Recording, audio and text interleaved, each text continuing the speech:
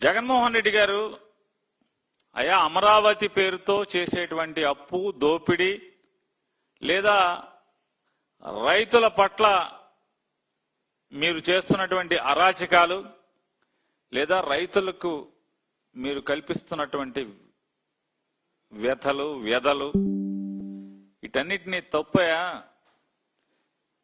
అమరావతి అనే దాన్ని ఒక మంచి రాజధానిగా తయారు చేయాల్సింది పోయి ఇవాళ ఆంధ్రప్రదేశ్ రాష్ట్రానికి అది ఒక మోయలేని భారంగా మెడకొక అంటే ఆంధ్ర రాష్ట్రం ప్రజలు ఉన్నటువంటి 5 కోట్ల మంది ప్రజల యొక్క మెడకి ఉదిబండగా అమరావతిని తయారు చేశారు. ఇక అప్పులు భారాన్ని ఆంధ్రప్రదేశ్ రాష్ట్రం మోయలేదు. మచిలీపట్నం, విజయవాడ, గుంటూరు ప్రాంతాన్ని మావిగన్ పేరుతో మనం రాజధానిగా అభివృద్ధి చేసుకోకపోతే గనక సర్వనాశనం అయిపోతాం. ఇప్పటికే రాష్ట్రం విడిన తర్వాత రాజధాని లేకపోవటమే కాకుండా పరిశ్రమలు లేవు, ఆదాయ వనరులు లేవు. అన్నింటా వెనుకబడి ఉన్నటువంటి ఆంధ్రప్రదేశ్ రాష్ట్రానికి ఉద్యోగ కల్పనలో కానీ అన్నిట్లో వెనుకబాటుతనం కనపడుతుంది. ఇంకా ఆర్థికంగా కూడా ఈ రకంగా సర్వనాశనం చేస్తే గనక ఎప్పటికీ ఆంధ్రప్రదేశ్ రాష్ట్రం కోలుకోలేని స్థితిలోకి వెళ్తుందని చెప్పని, కాబట్టి అమరావతిని ఇక్కడితో ఆపండి, అమరావతి పేరుతో దోపిడీ ఆపండి, అప్పులు ఆపండి. మచిలీపట్నం, విజయవాడ, గుంటూరు, మావిగన్ ప్రాంతాన్ని అభివృద్ధికి, ఎందుకంటే ఒక పోర్ట్ ఉంది, ఇప్పటికే నగరాలు వచ్చున్నాయి, 2 పెద్ద నగరాలు ఉన్నాయి, మచిలీపట్నం ఒక చిన్న నగరం. వీటన్నిటి మధ్యలో పెద్ద ప్రాంతం అవుతుంది అని చెప్పని, గొప్ప రాజధాని అవుతుంది.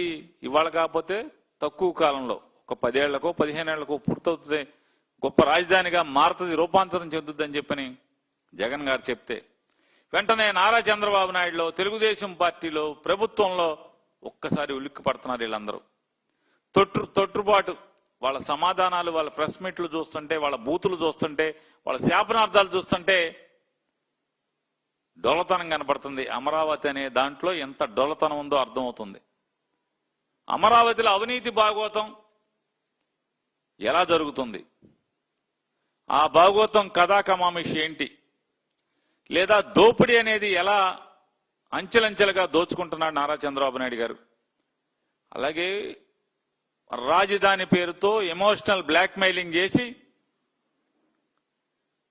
రైతుల యొక్క పొలాల్ని మాయమాటలు చెప్పి మోసాలు చేసి పొలాలు ఇచ్చినటువంటి రైతులకి ఎన్ని కష్టాలు కల్పిస్తున్నారు, లేదా వాళ్ళ కంట్లోంచి కారుతున్నటువంటి కన్నీళ్లు. అమరావతి 29 గ్రామాలు దాటి బయటికి రాకూడదు, ప్రజలకు తెలియకూడదు అనేటువంటి కుట్ర తప్పితే మరొకటి లేదు. అమరావతిలో ఏ తప్పు గురించి చెప్పినా, ఏ అవినీతి కథ బయటికి తీసుకొచ్చినా, ఏ దోపిడీని తీసుకొచ్చినా, అమరావతిలో ఉన్నటువంటి భూములు ఇచ్చిన రైతుల కష్టాల్ని బయటికి మాట్లాడితే నారా చంద్రబాబు నాయుడు గారి దుర్మార్గమైనటువంటి ప్రభుత్వం వెంటనే ఏదో ఒక పోలీస్ స్టేషన్ నుంచి, మాకైతే అనుమానమే కాదు సంపూర్ణమైనటువంటి విశ్వాసం, మెటా అనేటువంటి అమెరికన్ కంపెనీలో దాంట్లో వాళ్ళకి అందులో ఇతర మనుషులన్నా ఉండాలి, లేదా ఏదో ఒక రకంగా వాళ్ళని లోబరుచుకున్నా ఉండాలి. ఎందుకంటే ఒక సబ్ ఇన్స్పెక్టర్ ఒక తప్పుడు ఫిర్యాదు తీసుకుని ఒక ఎఫ్ఐఆర్ కట్టి ఈ వీడియో తీసేయమంటే ఆ వీడియో ఏం తీసేయమంటే అమరావతిలో జరుగుతున్నటువంటి అవినీతి పుంకాలుగా వస్తున్నటువంటి కథలు కానీ, లేదా రైతుల కష్టాలు కానీ, వీళ్ళ దోపిడీ కానీ ఎక్కడా సాక్ష్యం ఉండకుండా అన్ని సోషల్ మీడియాల్లో దాన్ని తొలగించేటువంటి తప్పుడు కార్యక్రమానికి నారా చంద్రబాబు నాయుడు భారతదేశంలో ఎక్కడా లేదు. ఇక్కడే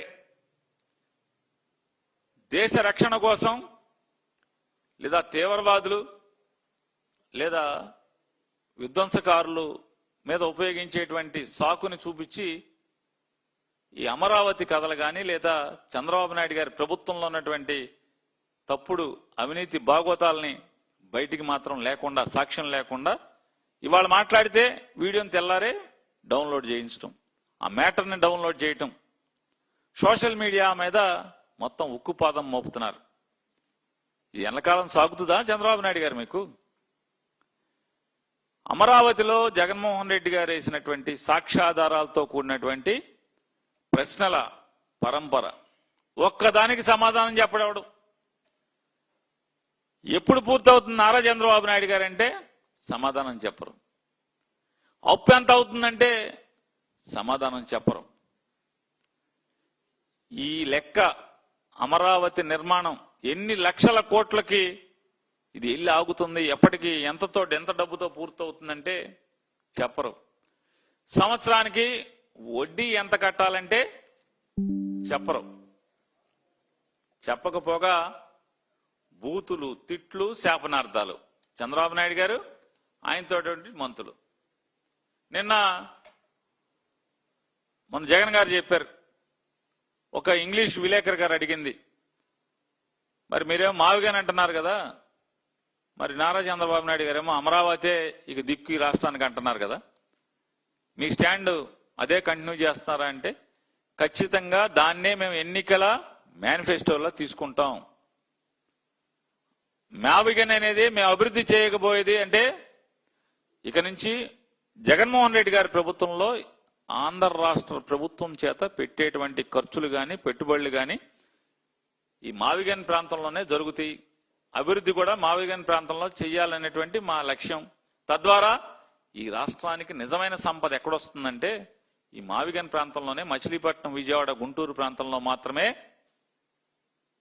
సాక్షాత్కరిస్తుందని చెప్పని గట్టిగా చెప్పి, డొల్లతనం లేకుండా, మసిపూసి మారేడికాయ చేయకుండా, చంద్రబాబు లాగా, పవన్ కళ్యాణ్ గారి లాగా సొల్లు మాటలు చెప్పకుండా, మాది ఇది, మా ఎజెండా ఇది అని చెప్పి ఆయన చెప్తే, వెంటనే ఏంటయ్యా సమాధానం, ఏం చెప్పిందంటే ఈ ప్రభుత్వం? కంగారుగా వెంటనే చంద్రబాబు నాయుడు గారు మాట్లాడతాడు. 9 మంది మంత్రులు మాట్లాడతారు. యనమల రామకృష్ణ గారు, ఊడిపోయిన మంత్రులు కూడా మాట్లాడతారు నాలంటోళ్ళు. యనమల రామకృష్ణుడు గారు, సోమిరెడ్డి చంద్రమోహన్ గారు, ధూళిపాల నరేంద్ర గారు, కన్నా లక్ష్మీనారాయణ గారు, మంత్రులు కాకుండా నేను చెప్పేది బాలశౌరి, అలాగే ఆదినారాయణ రెడ్డి,